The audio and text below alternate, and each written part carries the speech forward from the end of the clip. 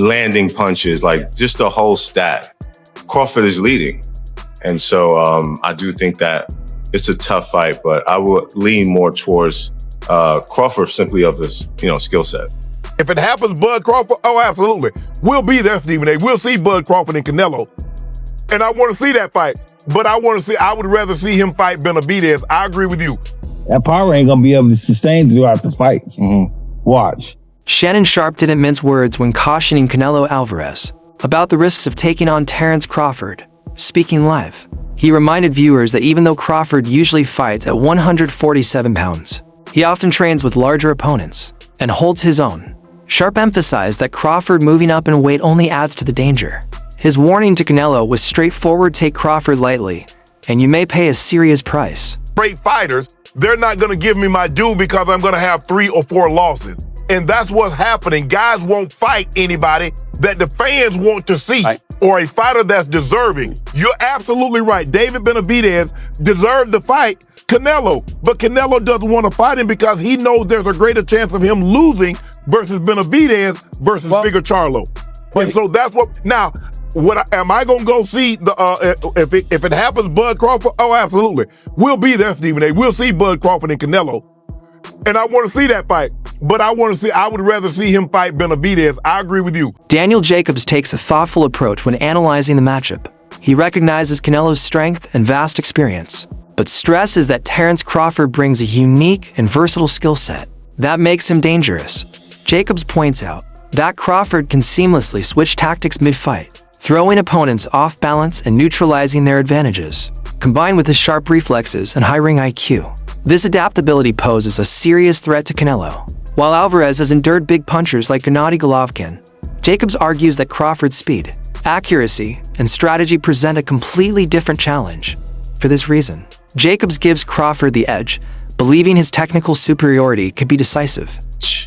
For instance, when he fought the guy that he lost to just recently. Bivol, yeah. Shout out to Bivol. He wasn't really able to find that niche there, but in spurts, you can see him adapting, right? And so the biggest difference between Bivol and Crawford is the size difference in the power. Even though Bivol was an ultimate boxer, he still was able to keep him off him with the sheer power and strength. But with Crawford, I think that it'll be challenging for Canelo to get around the skill set, but it wouldn't be challenging for him to be able to endure the pain. And so that's what Canelo, because the mindset too is, if you can't hurt me, no matter what you do, I'm going to keep coming forward. So if Canelo could adapt that mindset, take the shots, because he's going to be throwing, and if you look at the stats too, in terms of punch output, in terms of landing punches, like just the whole stat, Crawford is leading. And so I do think that it's a tough fight, but I would lean more towards Crawford simply of his, skill set. Is this the biggest fight for his legacy? If obviously he wins, I think. Crawford. Yes. Yeah. I think it would be the biggest win. Sure. But given the fact that a lot of people, I think, expect Canelo to win because of the weight, where do you rank this in comparison to that huge fight with Errol Spence? So if Canelo wins, it would be one of his most top tier wins. But it would also be expected. So I don't know if it would take the umph off of it, rather the other way around, because of the size difference and what all Canelo has been accomplishing for the last however many years, Oladipo highlights what sets Crawford apart from most fighters, his ability to do damage, without relying solely on raw power. He explains that Crawford's timing and precision allow him to land shots opponents don't anticipate, making them more effective than they appear. Oladipo suggests that this quality is exactly why he favors Crawford over Canelo. Though Alvarez is tough, he can be outmaneuvered by disciplined fighters who resist brawling. Crawford thrives in this area, patiently, waiting for openings and then capitalizing. For Oladipo, this blend of intelligence and effectiveness is why Crawford stands out as the likely winner. He needs to put that pressure on himself. He's done what no one's ever done before. 2-time undisputed world champion. So why not just enjoy? But obviously you want to go for that next challenge. Now for him, he wants to go for Canelo, I would advise him not to go for that. Yeah. But if he's the man and he knows how good he is himself. So I can't really say to him that do this or do that. So really, he believes in his skills. He feels he believes in his skill. Yeah. We can't answer for him. Yeah. We let him go and do it. You know what I'm saying? And we all might be wrong. Yeah. He might be even stronger than Canelo. He might pack the weight on well. Yeah. That he might do really well in there. So look, you fought them both. Like what are the differences between them? Obviously, it's way. Canelo's strong and he's easily hit. Very easily hit. Yeah. Compared to when I fought against Crawford, I couldn't even hit clean. Yeah. So really, that's the difference. And they both hit hard. Yeah. Because and you can see the strength. You know, when I was fighting against Crawford, I didn't think Crawford was that strong, but when he kind of moved me around a little bit, he is very strong as well. So look, yeah. But why does he need to give that much weight? He's pound for pound #1 in the world. Why does he have to go up and fight Canelo? I don't prove anything. Canelo would say payday, but Crawford wants to be 3-time undisputed. And if he does that, oh my goodness. Wow, I mean, that'll be unreal. But look, if he believes in himself, yes, go for it. Yeah. But don't do it if he's got second thoughts. If he's got second thoughts, don't do it. If he has to be 100% confident, and listen, I'll even go and help him for that if I have to. Oh, yeah? You know what I mean? Because look, I love Crawford. I think he's a lovely guy. Because I got to know him when I trained with him away from the boxing ring, away from boxing, and the guy's he's a diamond. You know what I mean? So if I can help him in any way, I'd love to do that. But look, but if I was him, just enjoy what you've got now, and don't take no risks. I think you just got to watch the Bivol blueprint, the in and out. I mean, a lot of fighters getting stick now for being runners, Tom and Jerry and whatnot. Let's stick to what you're good at. Boots Ennis commends Crawford's precision and economy inside the ring, noting that every punch he throws has intention. Unlike fighters who waste energy with unnecessary strikes, Crawford carefully calculates his timing and placement. Ennis stresses that this discipline reflects Crawford's elite boxing IQ, helping him maximize impact while conserving energy. By doing so, Crawford limits opportunities for counters and maintains his stamina deep into fights, steadily breaking opponents down. Ennis believes that against a veteran like Canelo, this efficiency and control could make all the difference. Terence, though, people don't understand. He got a box and he's smart. Yes. He don't waste no punches, man. So he don't waste punches. And he really smart, man, when it comes to that boxing game. But it was me and I'm training him. Yes. I would have him frustrating Canelo. What I would do with him, I would hit him with some good shots, combination shots, because Canelo got to be set to throw punches. That's right. That's right. You know what I mean? If Crawford boxing move, he don't like nobody to boxing move, and that's what I think Crawford going to do. And then Diego Pacheco offers a measured take, weighing both fighters' chances. He points out that Crawford's sharp defense and technical skill make him more likely to win rounds on points, rather than knock out a resilient fighter like Canelo. On the other hand, he acknowledges Alvarez's trademark power, especially to the body, which gives him a real chance to score a stoppage if he lands clean. Pacheco frames the fight as a clash of styles, Crawford's distance and combinations against Canelo's pressure and heavy hands. He concludes that the winner will be determined by who can dictate the tempo. What are your thoughts on that Canelo versus Crawford fight? How do you see that fight going, and what's your prediction? That's a very, very good fight. Two great fighters. I grew up admiring them my whole life, so I'm excited for that fight. I think Crawford is a hell of a fighter. If it goes the distance, he might be able to get that decision win.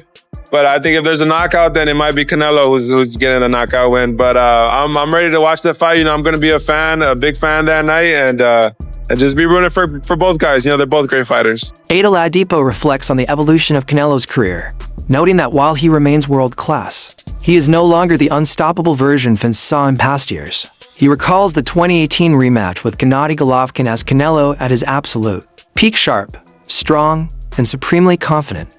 But Oladipo points out that was 7 years ago.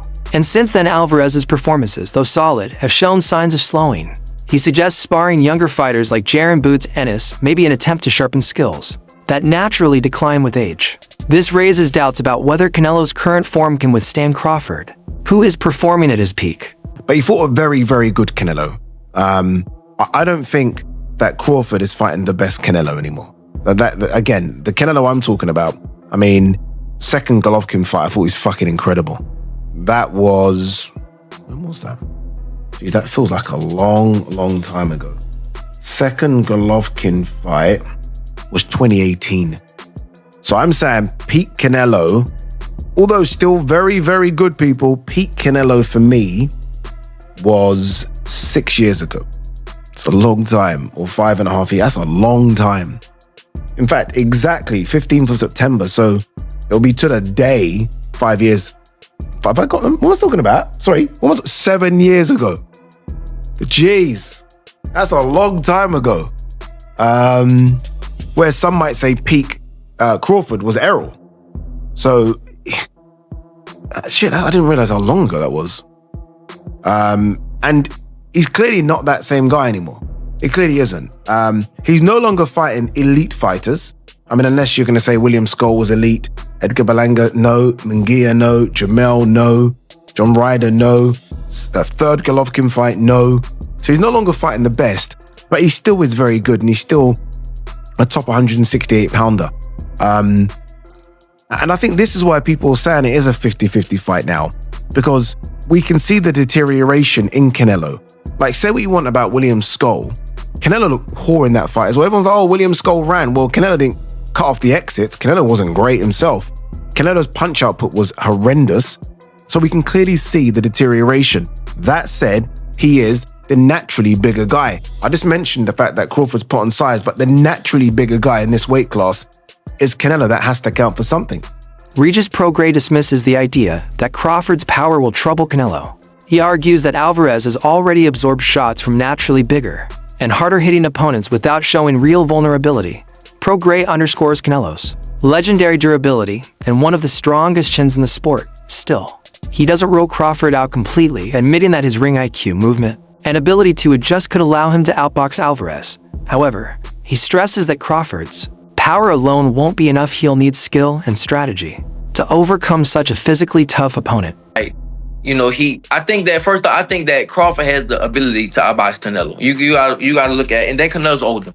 Crawford has the ability, but he's small, you know, and he can look bigger Crawford could look bigger in the weigh-ins and all that stuff, but it's always a difference. When you get that fight with somebody, you can tell. Same thing with Jamel. Jamel fought him, the twin. He fought Crawford, and in all the stuff, the weigh-ins and the press conference, Jamel looked like the bigger man. You know, his head, his neck, everything looked bigger. But when they got in the fight, you can tell. You can see who really was the bigger man. And I think that's the same thing. Crawford is putting on weight, but it's not weight. Like Canelo had the weight already. He doesn't have to put on muscle. He doesn't have to do that. He's already big like that. But I think that Crawford does have the style. He does have the style to beat him. If you look at the people that beat him or gave him troubles, Irislan, DeLaura, Austin Trout, Floyd, and Bivol, you know, they gave him trouble and stuff like that. And Skull moved around a little bit too. So I think that Crawford has that, but I don't know how Crawford is going to respond when he gets hit. Same thing with Jamel. Jamel was undisputed at 154, and Canelo hit him and shit. Jamel was like, hell no. Jamel took a knee, you know. So it's a big difference. And Crawford had that one fight at 154, and he didn't, you know, Madrimov would touch him up a little bit. And this is nowhere close to Madrimov. You talk about Canelo. Now, if it was just another bigger guy, I would go with Crawford. But you talk about great. This might be, I mean, people might kill me for it, but well, not really, but this might be the best Mexican fighter ever. One of them, at least, right? You talk about Canelo and Crawford going up against him. So the only thing they have, but I would say the only thing he has going for him is he's a skillful fighter, and Canelo is older. Crawford's trainer highlights conditioning as the key factor in this fight. He insists that if Canelo slows down in the later rounds, Crawford's speed will allow him to exploit openings and take control. Known for raising his intensity late in fights, Crawford often overwhelms tiring opponents with sharp counters and movement. The trainer stresses that losing even a fraction of speed or reflex against Crawford could prove costly. This puts pressure on Canelo to maintain a relentless pace for all 12 rounds, a daunting task at this stage of his career. Throughout the fight, watch. And he usually slows down between 6 and 7. You slow down, that's a fucking wrap. That's what you've been seeing in these last couple fights from him? I mean, yeah. Fuck yeah. I seen him slow down, going into the later rounds. And I ain't seen his ass get outboxed. Brian McIntyre, and I will say this openly, is one of the best trainers in boxing. He absolutely knows his job, and I know he knows his job better than I know his job. So take my observation with a grain of salt. However, sometimes I get these things right, and I think that Brian McIntyre is making a miscalculation. Now, what do I mean? He basically said that one of the biggest advantages that Terence Crawford has over Canelo Alvarez is that Canelo Alvarez slows down, and that he says that after round 6, round 7, that Canelo Alvarez usually starts slowing down, and if he slows down against Terence Crawford, that is going to be a very, very huge mistake, and Terence Crawford is going to be able to take advantage of that. All right. First and foremost, let me say this. If it was the case that Terence Crawford was fighting Canelo Alvarez at 147 pounds, or even at 154 pounds, and Canelo Alvarez started slowing down, that definitely could be very, very big trouble against a guy like Terence Crawford, because Terence Crawford is an incredible counterpuncher. And if you show him... Teddy Atlas delivers one of the strongest endorsements of Crawford's chances. He describes him as a complete fighter with the focus, adaptability, and mental toughness needed to win at any weight. Atlas argues that Canelo is no longer the hungry competitor he once was, suggesting years of success have dulled his edge. He even labels Alvarez overrated compared to Crawford, pointing out recent performances that show signs of decline. For Atlas, Crawford's discipline and skill give him the clear advantage. Get mad again, or you could agree again. It's up to you, whatever. But he's made so much money that the urgency's not there. The fire's not there. At least it wasn't there a week ago. At least I say that. It wasn't there a week ago. Maybe it'll be there now. Maybe he's the kind of guy that, and I get it, that at this point in their career, it has to be a big fight to get up. That Canelo can't get up for these fights. He couldn't get up for that fight. All right. If you want to go down that road, go ahead. But my road is still possible. That he got old, that it just doesn't have that fire no more. Oh my God, I'm going to say this one. That maybe he's a little overrated. I listen, I know he's tremendous. He's tremendous. But could he be a tiny bit overrated? If you look at some of his biggest fights, the fights where you had to be great to win, that you fought great fighters or near great fighters, you could make the argument that he lost the first Triple G. Jose Vargas Jr., who has sparred with Crawford, offers an insider's view. He praises Crawford's sharpness and accuracy, but questions whether his power is enough to hurt someone as durable as Canelo. Vargas notes Alvarez's proven ability to withstand punishment from bigger punchers like Golovkin and Kovalev. Still, he concedes that boxing isn't only about power. Crawford's timing, consistency, and rhythm-disrupting style can frustrate even the strongest fighters. Vargas ultimately doubts Crawford's shots alone will deter Canelo, but he believes Crawford's skills make the fight close and possibly winnable on points. But Crawford, what work is left? What else is going to be done in camp? All we're doing is putting the final touches. I mean, I've been sparring Ron Ellis. I mean, this guy is a dog, bro. He's been getting me ready. I mean, he's been Canelo's sparring partner. Shout out to my guy Ron, man. He tries to knock me out every single sparring. This guy fights at 68. Big dude, goes southpaw, and hits hard. So I know he fought Benavidez. So he's a veteran, and he's doing veteran tactics in there where he's not letting me rest in the clinch. He's making me work every second of every round. And I got something for Callum. I got something for the whole boxing world. And, I feel you're just as good as your preparation. And we've been doing the road work. We've been doing the mountain work. I've been recovering hard. I've been getting my rest. I haven't been drinking no dark sodas, bro.